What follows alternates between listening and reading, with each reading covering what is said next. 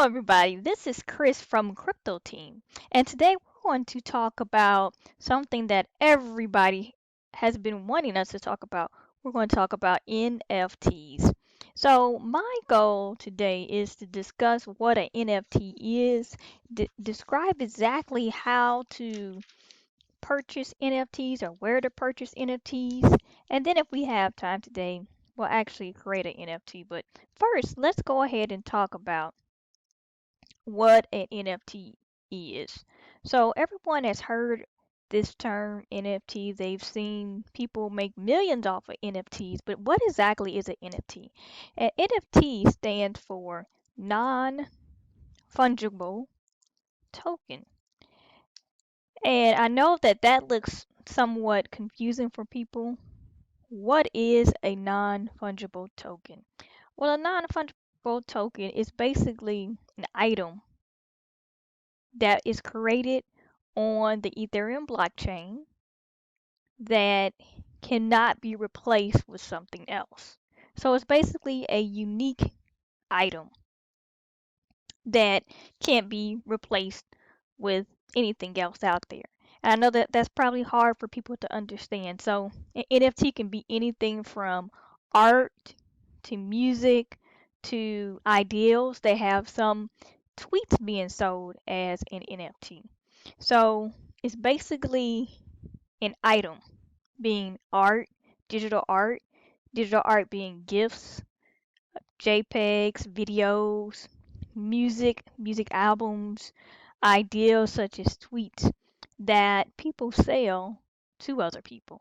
That's basically the best way to sum up exactly what an NFT is. So, why would somebody want to buy NFT? Like I said before, an NFT is unique.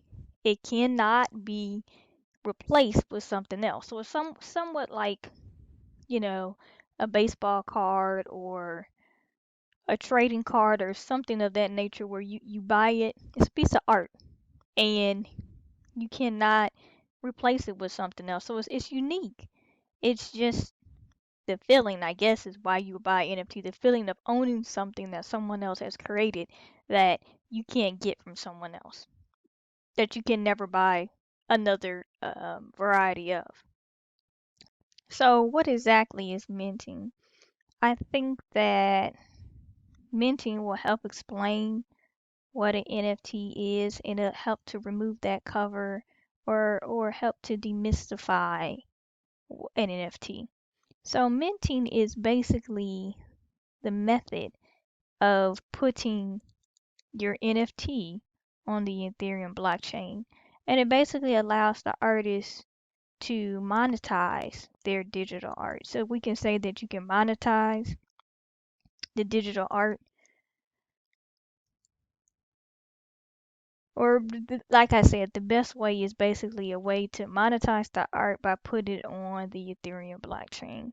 So in order to do that, we need to know exactly a quick and dirty explanation of a smart contract. So a smart contract is basically lines of code. And the lines of code is what puts it on the Ethereum blockchain. So let's just suppose I have a piece of digital art. I really worked hard on this art. I drew it on out and I say, oh, this circle and square, I love it. This is my digital art right here. And I want to monetize it and I want to sell it to people. So I take this circle and square and I say, this is my digital art. And I say, I want to monetize it. So I need to put it on the Ethereum blockchain. So I create a smart contract. And what a smart contract is, like I said, is lines of code. And it will tell you things such as the location of my art. It'll tell you that I am the author, so the author of the art. It will tell you what the royalties are. So, and how royalties work is if I create the art and I say, well, I want 10% of royalties on my art. That means that anytime a transaction happens that concerns my art, I get 10%. So let's suppose I sold it to you for $100. $100 and then it sells again for $200, I need to get 10% because I was the author of the art. So this is a way to continue to pay the artist every time the item sells. It's not like you go and you buy a painting from someone, a Picasso. Well, Picasso's dead. So let's just use somebody else. You buy a painting from someone, and the artist only gets paid once, so they don't make money. As the painting grows in popularity and continues to sell, they don't make money. But here, an artist can continue to get paid for the work that they created. So that smart contract will have basically the rules, like I like to say, the rules of this digital art. They have the location, the author, the royalties, etc., etc. And that information will be put on the Ethereum blockchains so that everyone knows that this is my digital art, this square and this circle, and I created it, and I want 10% royalties every time my art is sold. There's a lot of different places, well, it's not that many, to buy NFTs. You can get them from OpenSeas, Nifty Gateway, Rarible, places of that nature where you can actually look for people's NFTs and buy them. So let's go ahead and look at one of the examples, which is Nifty Gateway. Now let's start with one of the most popular ones. Let's start with OpenSeas. So this is OpenSeas.io. It's not .com. This is OpenSeas.io. And when you go to OpenSeas, you'll see, like I said, the different categories of some of the NFTs that they sell on their website. So you'll see art, collectibles, domain names, music, photography, sports, trading cards, utility, and virtual worlds. Yeah, they even go into virtual worlds. But you see all these different types of NFTs, and you can browse OpenSeas, click on a category. For example, we'll go to photography, and you'll have artists who put up their work, and you can see how much they sell them for. You can see how it was minted. You can see the price, or the floor price, which is the cheapest price that they will sell the NFT to you for. And you can actually buy the NFT on OpenSea. So for example, we just clicked on this person's photography, Jacob Regan, and we'll see that this is a picture of Colombian. Right now, his buy now price is 3.5 Ethereum, which would equate to about $10,000. You can make an offer for it, but you can also, on OpenSeas, you can look at when it was listed, how much it sold for, who bought it, etc., etc. So you can actually see the history of this particular artwork. And like I said, usually there's royalties on the art, so hopefully this author, Jacob, will receive royalties every time his picture or his photography sells.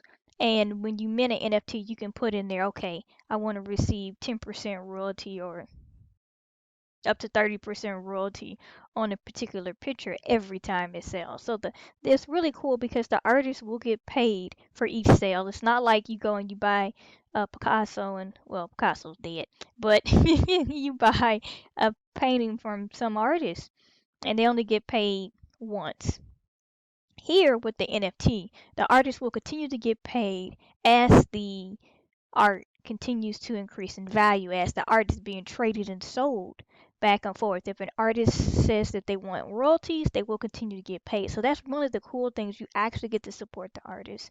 So with OpenSeas, like I said, you can go to OpenSeas, you can click on the different categories and buy a NFT that you want to obtain in your collection, which is really, really cool. And then we have another piece of OpenSeas. You can actually go to the stats and you can see what NFT or whose NFTs are selling the most. The Bored Ape Yacht Club, they sell a lot of NFTs, and I believe all of their NFTs are of apes, and they have apes doing different things. You can buy, a Bored Ape doing various different things just to add to your collection. Like I said, it's like trading cards. You can find some type of category that you absolutely love and just buy pieces of these people's art. So it's really, really cool. Then you have Rarible. Rarible's another source. And in Rarible, you can once again go to rarible.com. This is a .com, not an IO. And you can look at the various NFTs on Rarible. Once again, find something that you like, something that you enjoy, and select the NFTs. You actually connect your MetaMask. We can talk about that later. Today's talk was actually what is an NFT, and I just wanted to show you different NFTs. I wasn't going to talk about how to buy them. I talked a little bit about creating them, but you can go to Rarible, click on an NFT or category that you enjoy, and then connect your MetaMask and go ahead and place a bid or buy the NFT depending on how they do it. We also have Nifty Gateway. Nifty Gateway is another great place to go and buy NFTs. These are more artsy NFTs. We have SuperRare. SuperRare has, they're more artsy than anybody NFTs. I like their NFTs. They're pricey, but I really do like them. Sometimes they have drops. So an NFT may drop at a certain time and they'll start like an auction process. So this is really, really cool. So you can do that. And like I said, there's various places you can get your NFT. So for the most part, I just wanted today to really pull back the cover of what is an NFT so that people aren't scared of them and you won't be scared to purchase an NFT. And like I said, you don't have to go to something like SuperRare. You can go back to OpenSeas or go to Rarible and find NFTs that don't cost that much and just really start your collection that way. I think that's really cool. So, like I said, once again, NFT is basically an art, piece of art, music, collectible of some sort that is listed on the Ethereum blockchain that you can purchase to support your artist or support your musician or support whoever you want to support to grow your interest in these digital art. So I think NFTs are cool. If there's questions or concerns, always go to Crypto Team on YouTube. You can always like our